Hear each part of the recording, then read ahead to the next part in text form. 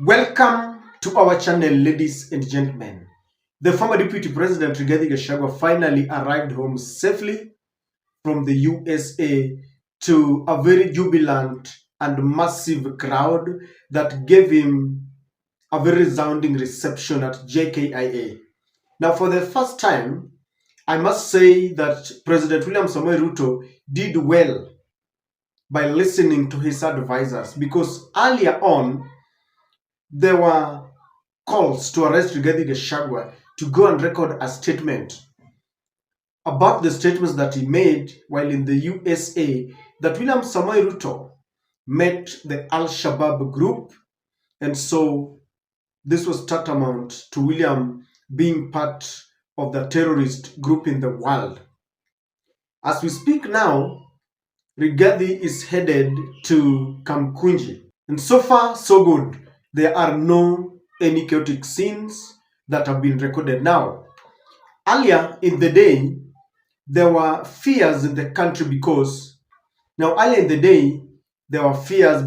the government had ferried the water cannon and artillery in JKIA, and we feared that maybe there could be any attempt to arrest Rigathi Gachagua.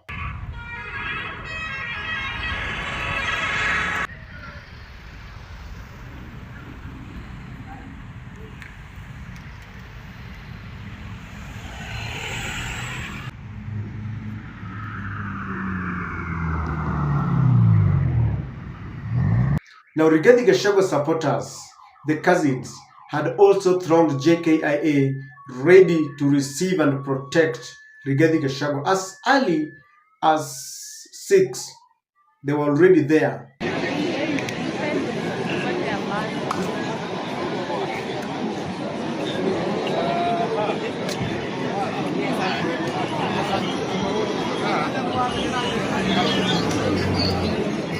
Rigathi Gachagua, and countdown now is 2 hours until we receive him, and he must know, and I am sure that he has seen countless Kenyans and multitudes of Kenyans here ready to receive him. This shows that chama chetu kweli na His Excellency Rigathi Gachagua kwamba anasikiza ground, anasikiza wa Kenya, is very connected to the issues of Kenya.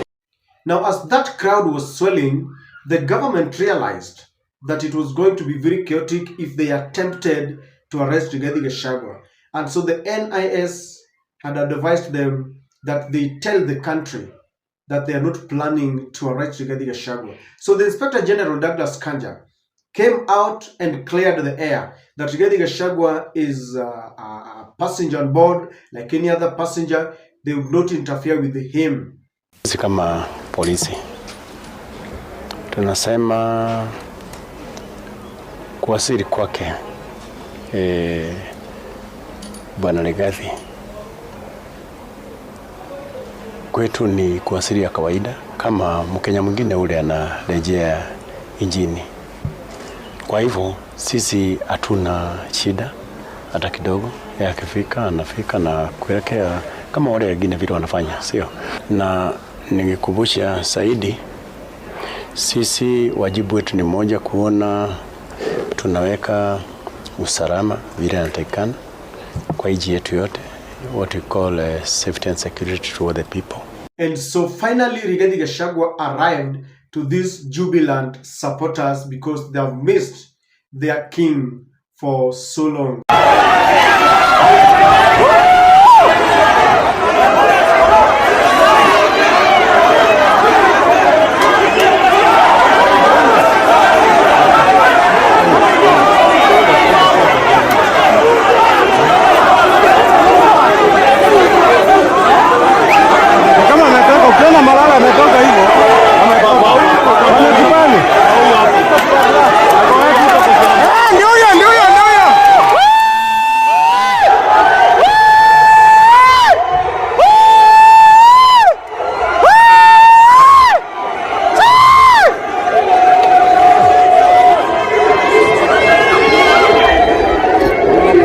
Now, as we speak, that procession is headed to the Kamukunji, and people expect that Rigathi Gachagua is going to criticize fiercely William Samoei Ruto on the very recent undertakings about corruption, forming a committee, calling the parliament as corrupt. And so we wait and see.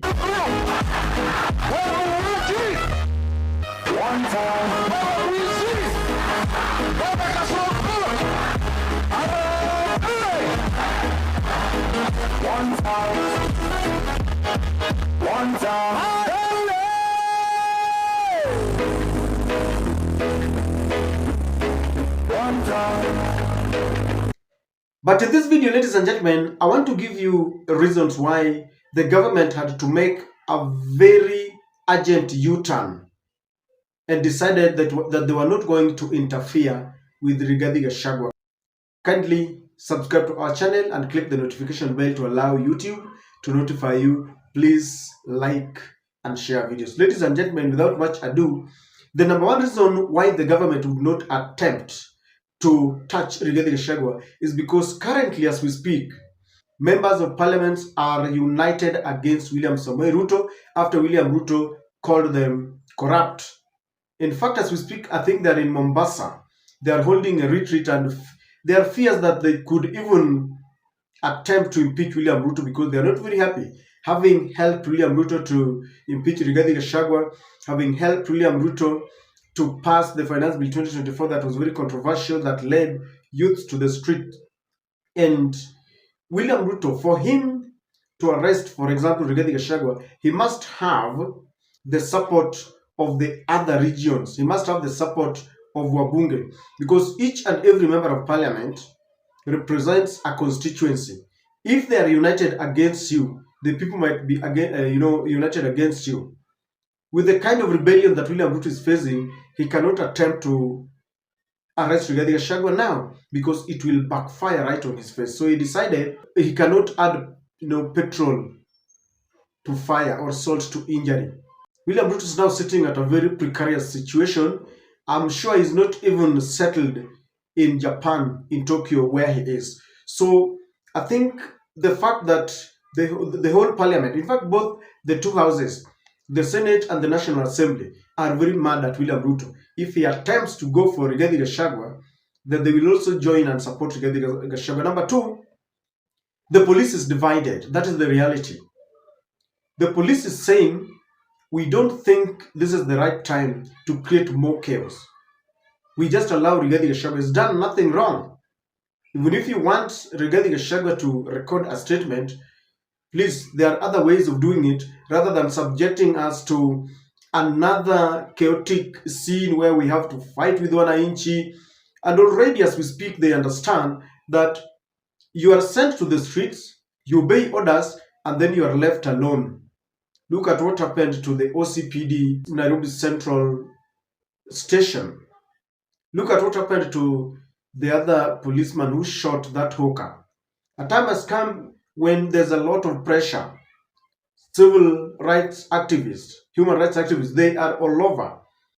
And William Ruto understands that Kenya is in the radar of the international community. So the police did not welcome this idea of arresting Rigathi Gachagua. That was not really pleasing. When you decide to arrest Rigathi Gachagua with a section of the police that are not for that idea, then it is very unsafe. Some of them will leak that information prior.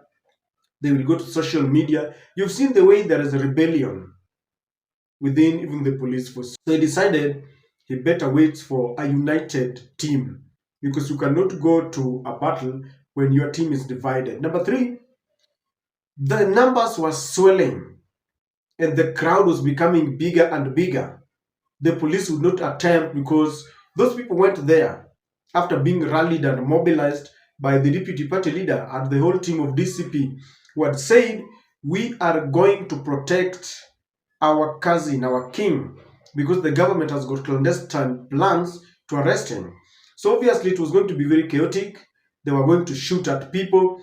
Remember, as this is happening, William Ruto has already formed some committee to compensate those who are killed. So it was going to be a business in futility when you want to compensate and at the same time you kill more. Kenyans would have said, he would have confirmed our fears. that you've made it a business and you've made it so cheap that you kill us and you pay your parents. So with that crown, he would not attempt, because it was going to be very chaotic and it would also attract the attention of many international community. The Hague is beckoning. Rigathi has made it very clear that we are collecting data and more evidence to take William Ruto to the Hague. This would have been a fodder to them. So they decided we're not going to do that. Finally, they knew they were going to add Rigathi Gachagua more political mileage and more sympathy. Already Rigathi Gachagua has endeared himself to Kenyans as the most truthful man. When people are very afraid and scared of criticizing William Ruto, Rigathi is one person who faces William Ruto and he tells him, you cannot continue this way. You are hoodwinking Kenyans. So by trying to arrest Rigathi Gachagua, William Ruto would prove that he's really indeed afraid of Rigathi Gachagua, the man they impeached and they thought he would rot somewhere in Wamunyoro, and now arresting him. Then William Ruto would prove that it was a mistake even to impeach Rigathi Gachagua. So I think the NIS told him, please let this man hold his procession to Kamukunji, let him address the supporters, and then they will break and go home. That is safer than arresting him. But because they knew Rigathi would call Kasongo must go, Muongo, Muwaji, Adui ya watu, Rarap Mashamba, but at least that is how it would end. But arresting him in a situation, William Ruto knows very well that the last protest happened during Sabasaba. Businesses were looted, people were killed, and it doesn't want that to repeat itself. And for the first time, at least Kasongo listened to his advisors. He didn't advise them on how to advise him. So that was really, really commendable, because we would have lost lives, So what do you think? I believe he did the right thing by not attempting to arrest Rigathi Gachagua. I've always maintained on this channel that you cannot arrest Rigathi Gachagua, because if you do, the repercussion will be so dangerous that you'd regret even having imagined of impeaching Rigathi Gachagua. I don't know what to think, but William Ruto escaped getting into Rigathi's trap, because Rigathi really wanted anyone to try and attempt him. Let Kasongo always listen to his advisors, because if he did that even from the time he ascended to power, Kasongo would be very popular today. But the problem is that he speaks big, pontificating, but he implements very little. I don't know what to think, ladies and gentlemen, but that is my take.